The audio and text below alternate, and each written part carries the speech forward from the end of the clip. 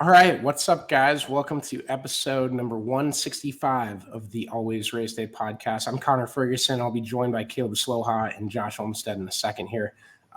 Real quick, sorry for the delay. I've been sick off my ass, basically, for like 5 days now. Starting to come out of it, so that's really good. But real quick as well, we're presented tonight by the fine folks at the Karl Auto Group. If you're looking for a car, look no further than the Karl Auto Group. And I promise by the next episode, I'll have a very creative advertisement for you. I have not had time to work on a ton of stuff, nor the energy. But anyways, how you guys doing? Well, I'm recovering from being sick too, so it's been a whale of a time. Been going through the group chats. Yeah, it's that and work. I think that's who I got it from was work. So yeah, it's been a fun time. So Monday night, Kyle Larson, kind of where we're going to start here, getting ready for his Indianapolis 500 attempt. So he had a test at Phoenix scheduled, or practice session kind of. They moved it from Tuesday when it was originally supposed to be up to Monday to avoid weather, similar to the Clash, and we're still going to talk about that. Don't worry. But I guess he got up to about 180 or 190 today. Almost lost it in one of the corners, so he got a little uncomfortable. I think that helped him a little bit from what he said. His full interview is also on our YouTube, the full press conference from this morning. But he goes really in depth about what he learned and stuff like that. But the one major takeaway I have from it is just him talking about the team that they put around him and the actual opportunity he has to succeed in these two races. I know a lot of people have done the double before, but I don't think many have done it in, one of the top IndyCar teams and then gone over and been a guy that has won a recent Coca-Cola 600 in the same car that he's won it in. Yeah, so to your point of saying it helped him to get a little out of shape. It's kind of cliche, but it's very true. Like, you don't know where the line is until you cross it a little bit. So it's, you never know if you can go faster, push the car harder until you get a little bit sideways. So it's going to be interesting to see what he can do. I mean, like Kurt Busch, when he attempted it, he actually did pretty good in the Indy 500, but then blew motor at the Coke 600. So it's going to be interesting to see now. Too, NASCAR's looks like they're going to change the rules for him. So it's going to be interesting. Wait. Okay, explain that. What are you talking about here? Okay. On the changing the rules? Yeah. So NASCAR, I don't know if it's official, but NASCAR basically said that they are looking at changing the rules so that Larson would not have to start at the rear of the field for, missing qualifying or practice or, any event. So, okay. So, did you want to talk about if you like that or not? How are they going to determine his qualifying position? Well, because when is qualifying for that, I guess, is the question, because it might just be for like missing the driver's meeting and stuff. That might be. Yeah, so we'd have to figure out when one qualifying is and another. And I haven't even put qualifying in my schedules yet, but no, if he qualifies the car and still misses the driver's meeting and you send him to the back for missing the driver's meeting, I think it's stupid. Anything else, if it's just for, like, if he can't qualify, I don't think you should be able to have, give me a name, Mike Lynette, qualify your car, and then you race it. I don't think you should get to do that. But I also think it's a 600-mile race in NASCAR. I don't think it matters where you start. Yeah, I'm trying to look and see. But I think it's just for like the driver's meeting, to be honest. So yeah, that's, typically the rule in the past. But I don't know. I have kind of interesting feelings about it that, how many times has that race been ran and, people have always had to be penalized, and now they can't. And coincidentally, it happens to be a Hendrick driver. And oh my God, I I'm just saying. How many people have attempted this though? Like he's like the sixth. Yeah. Like, it's not a very common situation, and I think it's more like, oh, people are willing to do this more because they've had other conversations about other drivers doing it as well. It's definitely more than 6, and those people that have done it multiple times too. So there's okay. Well, I got the 6th number from the IndyCar press conference today. So if you can find the 6th and the 7th, you be my guest. Are you? Caleb's furiously researching this. This is where we need Noah. I wonder if Noah has stats on this stuff. Noah would probably not have stats on the Indy. But no, I think he got some extra practice with pitting today as well, live pit stops and stuff. He goes into that. He kind of goes into being able to hop into different cars and drive different vehicles. Kind of everyone with a multi-class car video game that wants to grow up and run every sort of different type of vehicle that drives differently. It's just cool to see. I hope more people do it in our lifetimes. I hope it becomes a normal thing like one person's doing this year. Maybe Arrow McLaren can hold out one car to have someone do it every year. Who knows? I know this deal took a lot from HindredCars.com and both teams working together to come together. So that's a big part of that. But, yeah, it'd be really cool. I know I think Kyle Busch has said he wanted to do it. I'm trying to think of anyone else. Josh, do you know? Well, Justin Haley. Justin Haley wants. That'd be cool too. I think Joseph Newgarden he's turned down several offers. Oh,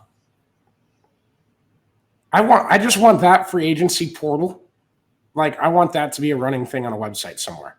So and so reached out to this guy to try and run the double, just specifically the double for both sides.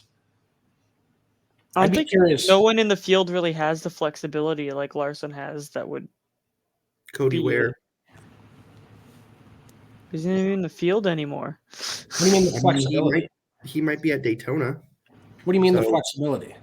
Like the experience and the knowledge amongst like other divisions and like types of cars. You practice your way up to it. Well, yeah, but just even before that, like obviously his background is very. How much did Kurt Busch drive outside of a car in the 5 years that he drove before the double? That's what I'm gonna say. Right now, you're gonna tell me the guys like Tyler Reddick, Christopher Bell, like you just. I just don't see them wanting to do it or like getting their opportunity. You're saying they need the want, yeah. Like I just don't think they're like big ticket names that people that like IndyCar teams are gonna be like. I want you. Like Larson is like a big ticket name that IndyCar drivers are going to want. Yeah, but there's some IndyCar teams that just need a driver in a spot. And if they want extra publicity and a big money sponsor, great. Awesome. Well, darn. So, yeah. That's your talking privileges being revoked. Oh, man. God damn it. I didn't press the mute button fast enough, so you guys are going to hear that. And to be honest, I don't know how to edit that out. So I'm really sorry about your ears. God, right. That's the 4th time. What was that? The fire alarms go off 4 times a day. They say that this is a test for a guy fixing it. I don't think he knows that much about what he's doing. God, there was a day where it was going off for 15 minutes. And I had to plug in like a racing video game and put headphones on, and I could still like hear it pretty well, and it just like stays in your head. That's all you're thinking. So, what were we doing? What were we talking? Who else would we consider? Oh yeah. So just any driver doing the double is going to be, if you know how to market yourself or you need a sponsor to finish out, your package to put together for the Indy 500. Getting a guy running the double might be easier to market than I don't want to throw an IndyCar free agent name out there and just say they're below this line, but it might be easier to get companies to go along with it. Their sponsor in the Cup Series might want to come along with them, as is the case here. I just hope we see more people do it. I mean, I definitely think we're getting to that point because we are starting to see more of a crossover from it. Yeah, and that international celebration of motorsports. Like as much as the people, you'll have those people that are like, oh, we have to hear about diversity every day. And it's like, well, this also helps like cool stuff like this. But you are starting to see, I mean, let's be honest, at this point, we could see like, people like Joseph Newgarden have said that they want, they've expressed some interest in doing the stock car racing. Marco Andretti, we could see him, in the not too, close future of doing the double. I've already mentioned guys like Reddick and Bell. Kyle Busch has expressed interest. Justin Haley says he's turned down, so there's a lot of guys that are kind of flirting to have turned down offers. You could give me 10 guesses and I wouldn't have guessed Justin Haley. No, and then the only other thing from IndyCar, and this is something the teams are going after. I don't believe it's something IndyCar has really explored into actually doing yet. But there was a report out the other day that with a sort of team and series agreement, that it would involve that they want some of the starting spots in the Indy 500 guaranteed, so it wouldn't just be the fast 33 cars. I assume you guys are kind of where I'm at, where it's like just make it the fastest 33 like it's always been. That seems to be where the entire fan base is at anyways. Even if it doomed you last year. As a guy who's cheered for James Hinchcliffe and J.R. Hildebrand, and I'm still saying it's keep the fast 33. Like, here's the thing. I don't want it to be real deep, but I think there should be some points provisionals in there. So like, I feel like the top 10 in points when we get there, you shouldn't go home. Now, if you're, if you're 25th in points, I don't care that much. But top 10 in points when they go to Indy isn't ever like close to the top 10 even when they left Indy, when it was double points, it would be a completely different top 10. I mean, so? Yeah, I don't. But there's no reason to do it. I don't know. I just, here's the thing. If we didn't have the deal where rides just got bought out anyway, I would feel a lot stronger about it. But like, okay, yeah. If you've got the example of, if the guy who's first in points goes out, crashes in qualifying, he's going to be in the field. I mean, look at Graham Rahal last year. Like, all it's going to be is that one of the guys who did make it is just not going to be in the race. So, okay, last year's was kind of a tough scenario. Like, it's not like someone got bought out. But that's just that's the perfect example though to use of like, we've seen it in years past where some, big name doesn't make the race because of X, Y, Z, and they're in the race anyway. And whoever, the small guy is, or the low budget team, they sell out so that the big guy can get in. So if we didn't have that, if it was very cut clear, like, whatever this field is, that's what it's going to be, then I would feel stronger about it. But we know that, whoever doesn't make it is going to be in anyway. All right, let's talk some NASCAR. Let's talk the Clash. Denny Hamlin ends up winning on Saturday night. Obviously, they moved that race completely forward by a day, which took an absolute, tremendous amount of working together and stuff between Fox, NASCAR, everyone involved, and the fans that ended up going down there to watch the race on Saturday night. What do you guys think of the TV product? At least I thought it was pretty good. There were some times where Fox went to commercial where I was like, okay, that's a bit odd. There's 150 green flag laps in this race and we're missing 15. Like, what are we doing? But other than that, no, the end, there's like 3 wrecks on the last corner, and we didn't see a single one. Because Fox still suffers from the whatever's happening in the top 2 at the line, that's all they're going to show. Especially we've seen that in stages too, where it's we get to whoever's crossing the line at the stage break, and then we go to commercial, and there could be a 7 wide battle for 8th and we're just not going to show it. Yeah. I thought other than that, like, you can like the commentators or not like them. I saw some mixed reviews. I didn't think the broadcast in itself was bad. I do, and we'll talk about this when we do our season preview and stuff, but if the Daytona 500 is a commercial fest again, it is not going to be pretty.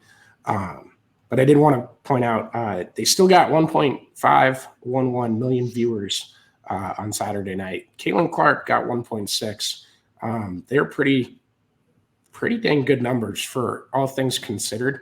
To get that on Fox Sports 1 with 3 hours notice that it was even going on. So I was impressed with that. And I mean, a lot of people, especially were watching that Iowa game. So it's kudos to them. I mean, we talk about, moving stuff around. You got to get that TV window, stuff like that. But even too, like at the track, you're calling Mary Smith, who, is a volunteer worker or whatever, you're saying, hey, can you come work tonight instead of tomorrow night? And yeah, there's a lot of moving parts in order to do that. And on top of it all, I mean, NASCAR paid the ultimate price because, they lost heavily on that deal.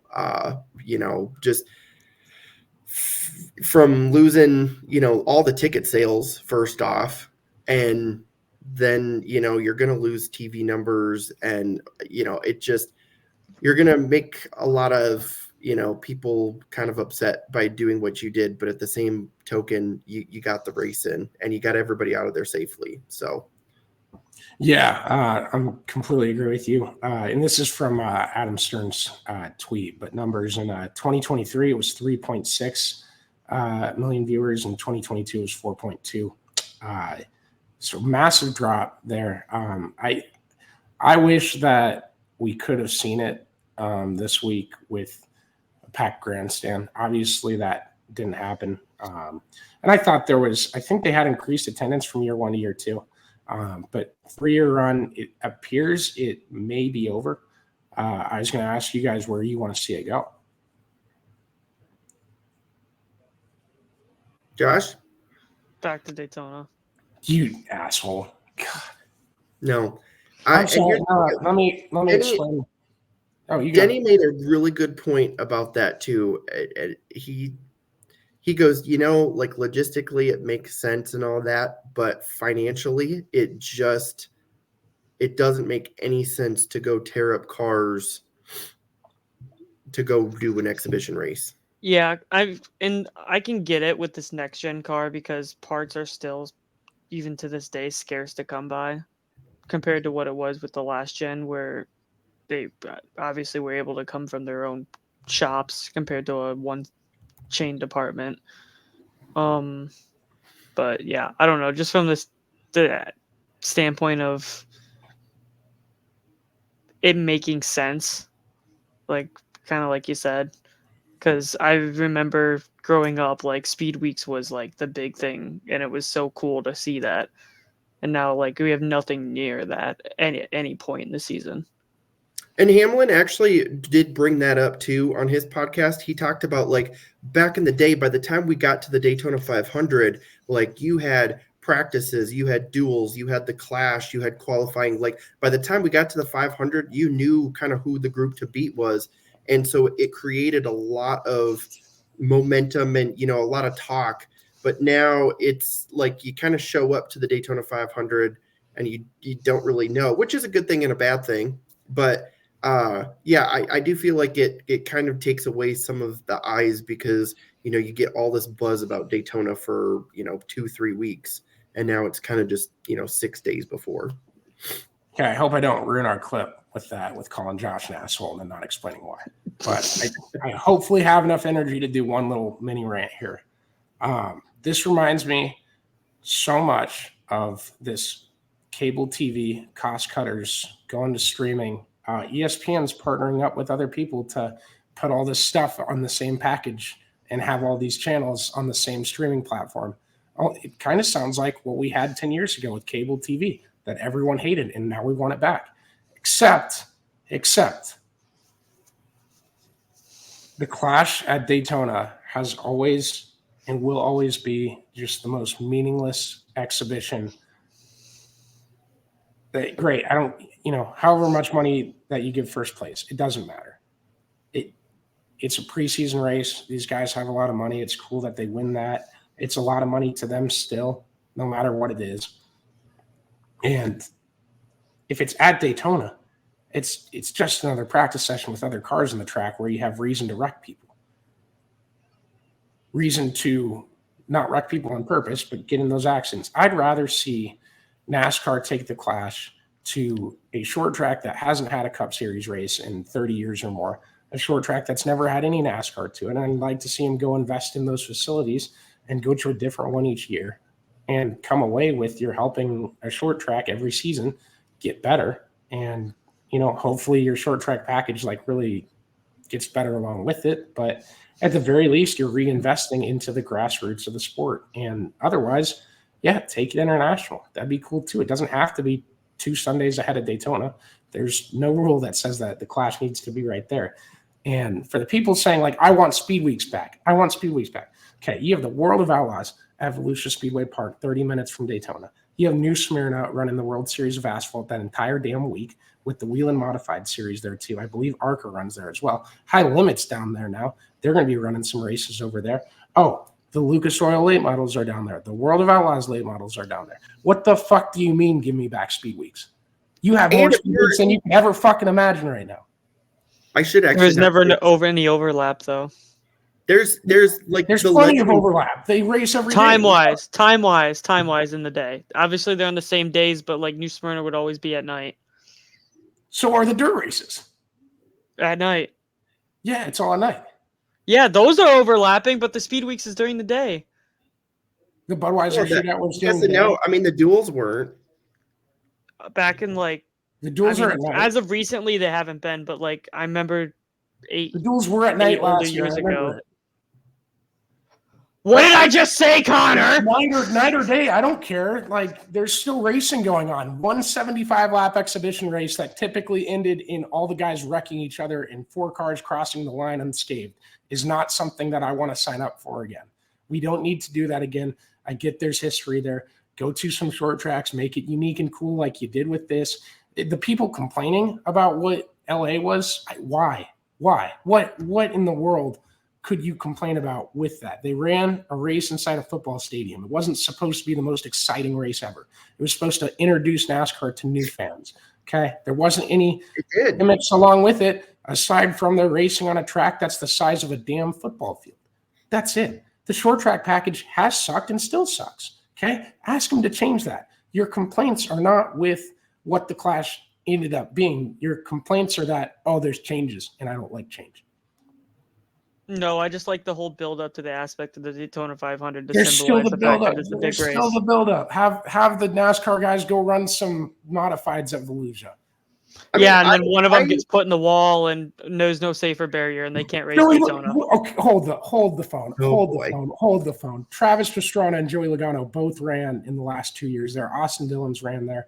It's not the fact that it hasn't happened. It's the fact of what if. And didn't get hurt. First off, the dirt cars are just as safe, if not safer, than NASCAR's at Daytona specifically. Okay. Number 2, you can get hurt walking down the stairs. So if we're doing the they could get hurt. Yeah, well, they could get hurt walking to the car too. All right. I've seen this before. I've seen this conversation before. I've had this rant before specifically because I used to deal with college basketball players. Mm-hmm. I agree with the buildup of Daytona. It's so iconic. You want it to stand out amongst the other races. You're missing that, but I will say the idea that was floated around about going to a different short track and giving them a chunk of money, if it would never happen, but the Clash coming to Hawkeye Downs, if they gave us $50,000 for coming to run there or whatever, or how far would $50,000 go at Hawkeye Downs? I mean, it goes a long way. There's a lot you can do for that money. I was hoping your eyes would get really big and you'd go are you, dude? The possibilities endless. No, and I'm not gonna diss that idea. And frankly, the Clash could go elsewhere, and I'd be okay, that's fine. It doesn't have to be Daytona. I just kind of considered that in the aspect of Speed Weeks, and it's it's part of it. It just hasn't been. And I've still felt the same about Speed Weeks. It's still cool. That first practice session it's probably cooler than it was before with having the Bud Shootout. But it's like that first time cars are on track is still that practice session. I think that's the cool part of that for me. And then plus, if the Clash goes back to Daytona, we got to do another podcast with Caleb going, why do we still do super speedway racing, guys? It's getting ridiculous. They're tearing up even more cars. Yeah. With no data to back it up. They could have the cleanest race ever. And Caleb's like, yeah, they almost wrecked. I'm just giving you shit.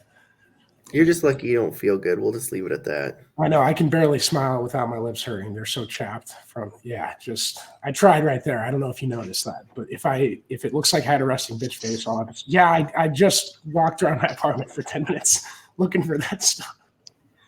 Man, I'm a mess. I'm a mess this week. I hope this second antibiotic kicks in today. No, I'm all good. You guys all good? Some programming stuff. Late Wednesday. So if you're listening this Wednesday morning, I think we're going to have our World of Outlaws preview. Should be up by like 1 o'clock or so. We're recording it at noon. Just the quickest we could get it done where all three of us were available. So thank you guys again for tuning in. Thanks again to the Karl Auto Group. And thanks for hanging with us. Really excited for what Always Race Day is going to do in 2024. Still more stuff to come, more stuff to announce. And if you're looking for that announcement I teased a few weeks ago, the clues are alive and vibrant. So I'll just say that. All right. Thanks again, guys. Appreciate y'all.